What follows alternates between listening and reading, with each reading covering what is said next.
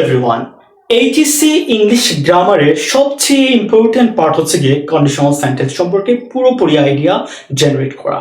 যেমন হচ্ছে গিয়ে আমাদের ইংলিশ গ্রামারের 12 মডিউলস আছে, তো সেখানে হচ্ছে গিয়ে কানেক্টরস আছে, কমপ্লিটিং সেন্টেন্স আছে, তারপর হচ্ছে আমাদের ফ্রেজাল ওয়ার্ডস বা স্পেশাল ওয়ার্ডস, আমরা যেটাকে বলে থাকি ফ্রেজেস।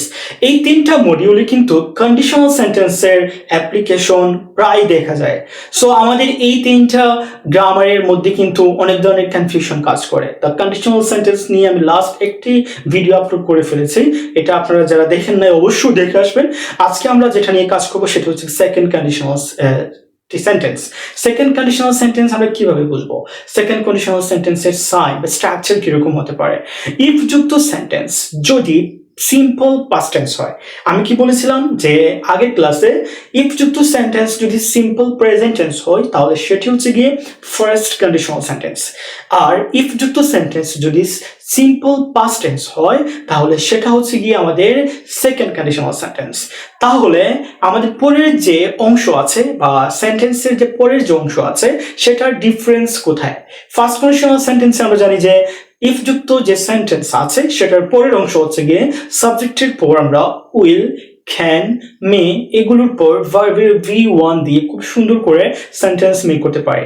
কিন্তু সেকেন্ড কন্ডিশনালে আমরা কি করব? ইফ যুক্ত সেন্টেন্সের পরেই আমরা সাবজেক্টের পর উড স্ল্যাশ কুড এই দুটা মডেল অক্সিলিয়ারি এরপর ভার্বের যে বেস ফর্ম আছে সেটা দিয়ে আমরা খুব সুন্দর করে সেন্টেন্স কমপ্লিট করতে পারি। তাহলে আমাদের ডিফারেন্স কোথায় এবং কমন জিনিস কোথায়? ফার্স্ট কন্ডিশনাল এবং সেকেন্ড কন্ডিশনালে আমাদের কমন জিনিস হচ্ছে গিয়ে ইফ যুক্ত সেন্টেন্সের পরের যে অংশ আছে সেখানে কিন্তু আমাদেরকে অক্সিলিয়ারি এরপর ভার্বের বেস ফর্ম অথবা V1 ইউজ করতে হয়। দুইটাতেই কিন্তু সেম, কিন্তু অক্সিলিয়ারি হচ্ছে আমাদের একটু ডিফারেন্স। তাহলে আমরা কি বুঝতে পারলাম? সেকেন্ড কন্ডিশনাল আমরা একটু বোর্ডে দেখি, এখানে কি আছে যে ইফ যুক্ত যে সেন্টেন্স আছে সেটা হচ্ছে কি পাস্ট ইনডিফিনিট, যেটাকে আমরা বলে থাকি সিম্পল পাস্ট টেন্স। যেমন হচ্ছে কিরকম স্ট্রাকচার হয়? প্রথমে একটা সাবজেক্ট হবে, তারপর হচ্ছে V2 মানে ভার্বের পাস্ট ফর্ম। ওকে, তাহলে পরের যে অংশটা যেটা আমরা কমপ্লিট করব, কখনো কখনো কিন্তু এই অংশটা দেওয়া থাকে আমাদেরকে এই প্রথম অংশ বা ইফ যুক্ত অংশটা খুব সুন্দর করে এটা বুঝে এটা আমাদেরকে কমপ্লিট করতে হয় বা এটা অ্যাপ্লাই করতে হয়। তাহলে আমাদেরকে এই স্ট্রাকচারটা ভালো করে জানতে হবে যে subject plus wood or could plus V1 এই স্ট্রাকচার যদি থাকে কোনো সেন্টেন্সে এবং পরের অংশ যদি শূন্যস্থান বা ড্যাশ থাকে তাহলে আমাদের পরের অংশটা কিন্তু if plus past indefinite tense হবে। এটাকে খুব ভালো করে মনে রাখতে হবে। তাহলে আমাদের এক্সাম্পল কিরকম হতে পারে? যেমন হচ্ছে ইফ ইউ হেল্প মি, তার মানে কি ইফ যুক্ত যে সেন্টেন্স আছে আমাদের এখানে এটা কিন্তু ভার্বের V2 ফর্ম এসেছে। যদি এটা ফার্স্ট কন্ডিশনাল হতো তাহলে এখানে কি হতো? এখানে হেল্প হতো, হেল্পড হতো না, V2 না হয়ে V1 হতো।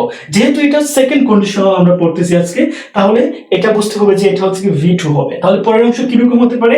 সাবজেক্ট প্লাস উড অথবা কুড দিয়ে আমরা সেন্টেন্স মেক করতে পারি। তাহলে এটা কি হবে আমাদের? আমরা বলবো ইফ ইউ, তাহলে ইউ দিতে পারি এখানে আমরা খুব সুন্দর করে ইউ, তারপর কি উড দিতে পারি আমরা ইউ উড, অথবা হচ্ছে কি আমরা এটার পরিবর্তে আমরা দিতে পারি যে আই, কি দিতে পারি এখানে আমি খুব সুন্দর করে আই দিতে পারি, I would be happy, I would be happy. Okay, তাহলে এটা কি হচ্ছে? আমাদের খুব সুন্দর করে সেন্টেন্স মেক করা হয়ে গেল যে if you helped me I would be happy. তাহলে এটা আমরা কিন্তু উডের পরিবর্তে আমরা এখানে কুডও ইউজ করতে পারতাম, ঠিক আছে? কুডও ব্যবহার করতে পারতাম, কুড বি হ্যাপি। তাহলে আমরা কি শিখলাম? যে সেকেন্ড কন্ডিশনাল সেন্টেন্সের দুইটি অংশই কিন্তু আমাদেরকে ভালো করে বুঝতে হবে, দুইটি অংশের স্ট্রাকচার ভালো করে মাথায় রাখতে হবে। কারণ হচ্ছে গিয়ে কানেক্টরসে কিন্তু কি হয়? ইফ যুক্ত সেন্টেন্সটা দেয়া থাকে না, শুধুমাত্র হচ্ছে গিয়ে পরের অংশ দেয়া থাকে। তাহলে ভালো করে বুঝতে হয় যে ইফ বসবে কি না।